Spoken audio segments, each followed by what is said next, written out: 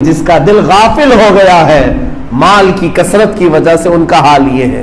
ان کا مال اسی طرح سے رشوت دینے میں، لوگوں کا منہ بند کرنے میں، یا پھر دنیاوی معاملات میں خرچ ہو جاتا ہے، لیکن اللہ کی بارگاہ میں نہیں۔ قارون نے یہی حرکت کی تھی، اور ایک مجمع میں جب حضرت موسیٰ علیہ السلام بیٹھے تھے، اس عورت کو اس نے بلوایا اور پہلے موسیٰ علیہ السلام سے مسئلہ پوچھا کہ اے اللہ کے نبی، زنا کرنے والے کے لیے کیا سزا ہے؟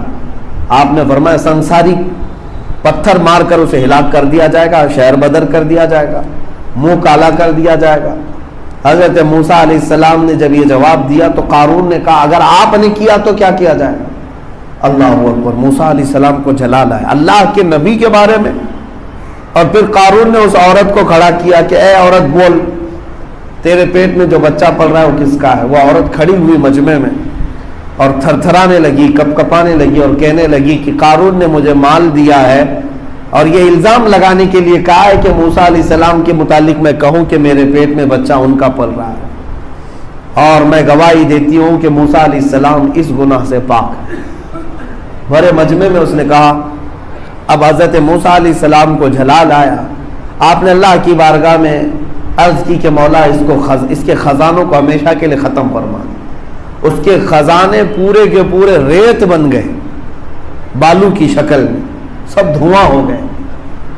اور پھر حضرت موسیٰ علیہ السلام نے زمین کو حکم دیا کہ قارون کو نگل جا۔ زمین پھٹ گئی اور قارون ہمیشہ کے لیے اندر دھس گیا۔ یا اس قارون کی بات کر رہا ہوں جس کے ایک خزانے تک آج کے بڑے بڑے ریچسٹ لوگ بھی نہیں پہنچ سکتے۔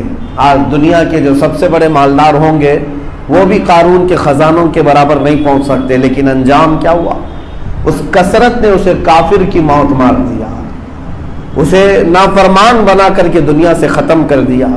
کسی چیز کی کثرت جو ہے انسان کو کبھی غافل کر دیتی ہے۔ اسی لیے اپنے پاس اتنا رکھو کہ اللہ تبارک و تعالیٰ سے غافل نہ ہونے پائے۔ اب بعض لوگ جب بھی ہم اس بات کو کرتے ہیں، مذمت کرتے ہیں دنیا کی یا مال کی، تو لوگوں کو ایسا لگتا ہے کہ مال اور دنیا کی اگر مذمت ہے تو آپ کیوں کماتے ہیں، ہم کیوں کمائیں، خالی بیٹھ جائیں اللہ اللہ کرتے ہوئے۔ میرے عزیزوں، میں اس مال کی مذمت کرتا ہوں جو تمہیں اللہ سے دور کرتا ہوں، ورنہ اگر آپ روز کروڑ روپے کماتے ہو، جائز ہے آپ کے لیے، 100 کروڑ روپے کماتے ہو دن میں کہتا ہوں بالکل حلال ہے، لیکن شرط یہ ہے کہ تمہارا سجدہ قضا نہ ہونے پائے اور تمہارے نبی کی محبت میں کمی آنے نہ پائے۔ اگر یہ چیزیں ہیں تو شوق سے کماؤ، تمہاری عبادتوں میں کوئی کمی نہیں آ رہی ہے اور تمہارے سجدوں کی قضا نہیں ہوتی اور تمہارے نبی پاک سے محبت اور الفت میں کمی نہیں آتی، تو یہ مال تو عثمان غنی کا مال ہے، یہ مال تو عبد الرحمن بن عوف کا مال ہے، یہ مال تو سیدنا ابوبکر صدیق کا مال ہے۔ ہم اس بات کی مذمت نہیں کرتے۔ میرے عزیزوں، اب علاج کیا ہے؟ جب کسی کے پاس کثرت ہو گئی اور غافل ہو گیا دل کی غفلت کے اندازے اسی سے لگا سکتے ہیں کہ دل زیادہ عبادتوں میں نہیں لگتا، اللہ رب العزت کے حضور بیٹھنے کا دل نہیں کرتا، بھاگنے کا دل کرتا، یہ غافل دل ہے۔ برسوں ہو گئے اس کو ذکر نہیں کیا، اسے یاد کر کے رویا نہیں، جبکہ جانا اسی کے پاس ہے، جانا اسی کے پاس ہے۔ ہم نے دیکھا ہے کہ ایک محبوب محب کی جدائی میں روتا تو ہے، روتا ہے۔ اگر شوہر اور بیوی بے پناہ محبت کرتے تھے اور ان کے اندر جدائی ہو گئی تو زمانے تک یہ اپنی جدائی پر غم بھی کرتے ہیں کہ آخر کب ہم دونوں کی پھر سے ملاقات ہوگی۔ اس پر تو شعر و شاعریاں ہو گئی، کتنے بڑے بڑے شاعروں نے عشقیہ اشعار لکھ دیے، محبوب کے وصال، محبوب کی ملاقات، اور ایک عاشق اپنے معشوق کے ملاقات کی تمنا میں پوری زندگی گزار جاتا ہے کہ وہ کب دن آئے گا جب میں اپنے حبیب سے، اپنے محبوب سے ملوں گا۔ لیکن یہ کوئی پکی بات نہیں کہ دنیا میں تمہارا معشوق یا تمہارا محبوب مل بھی سکتا ہے، یہ کوئی پکی بات نہیں۔ ایک بار جدا ہو گیا تو ہو سکتا ہے مل بھی جائے، ہو سکتا ہے کبھی نہ ملے، لیکن اتنی بات تو پکی ہے کہ ہر انسان کو اپنے مولا سے ضرور ملنا، اپنے رب سے ملنا ضرور ہے، یہ بات تو طے ہے۔ تو جس رب ذوالجلال سے ملنا طے ہے، اس کے لیے کبھی ملاقات کی تمنا ہی نہیں کیا، کبھی گڑ گڑائے نہیں۔ آپ کو میں بتاؤں حضرت مولانا روم رحمتہ تعالی علیہ جلال الدین رومی مثنوی شریف کی جہاں سے ابتدا کرتے ہیں نا اپنی مثنوی کو کتاب میں، جن اشعار سے آپ نے شروع کیا ہے وہی کتنے بہترین چیزیں، بشنو از نہ حکایت چومی کند، کہتے ہیں کہ یہ جو بانسری ہے نا اس کو غور سے سنو، یہ کیا بیان کر رہی ہے۔ بانسری لکڑی کی ہوتی ہے نا، ہو سکتا ہے آپ نے دیکھا ہوگا بانس کی لکڑی سے، اور جب اس میں بانسری بجانے والا پھونک مارتا ہے تو وہ میٹھی میٹھی آواز نکالتی ہے، اس میں سے سر نکلتے ہیں، اور اس سے سارے لوگ اپنا انٹرٹینمنٹ سمجھتے ہیں کہ اتنی پیاری آواز آ رہی ہے، سب کو سکون لگ رہا ہے، تفریح کر رہے ہیں۔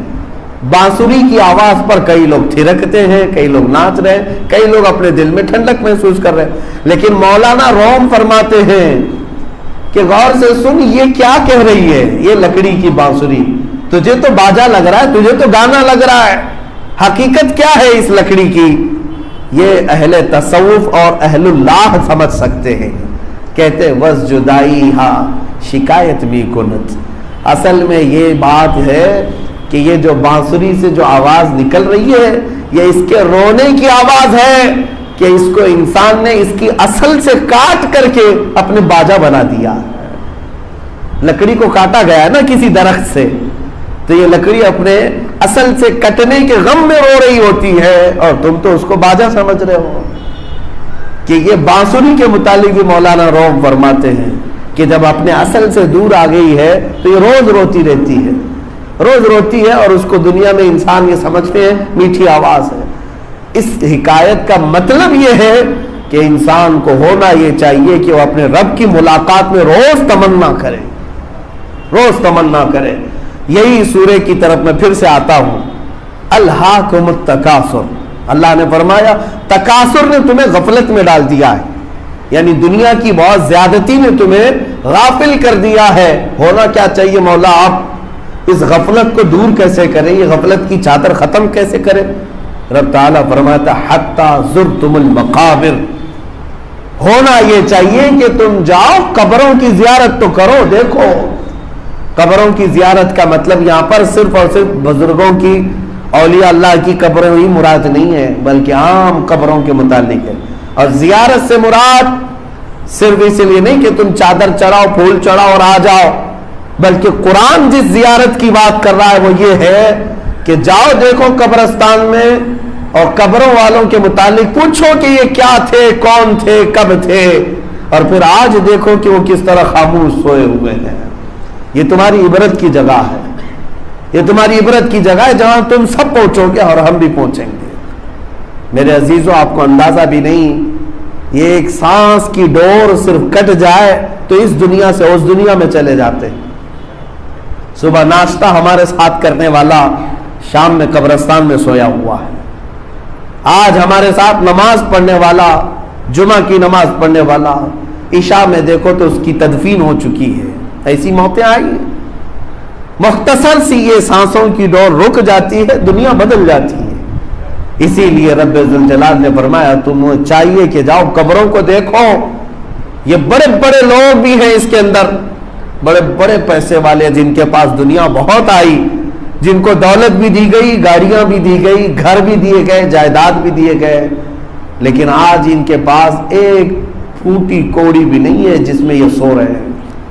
عزیزان گرامی وقار، یہ عبرت کی جگہ ہے، اور مومنین کو آج ہمارا حال تو یہ ہے، خصوصیت کے ساتھ میں اکثر لوگوں کو دیکھتا ہوں سنیوں میں قبروں کی زیارت کا مطلب یہ یہی سمجھ بیٹھے ہیں کہ جائیں خوب پھول چڑھائیں، چادر چڑھائیں اور اس کے بعد آ جائیں ٹھٹا مارتے ہوئے، ہنستے ہوئے۔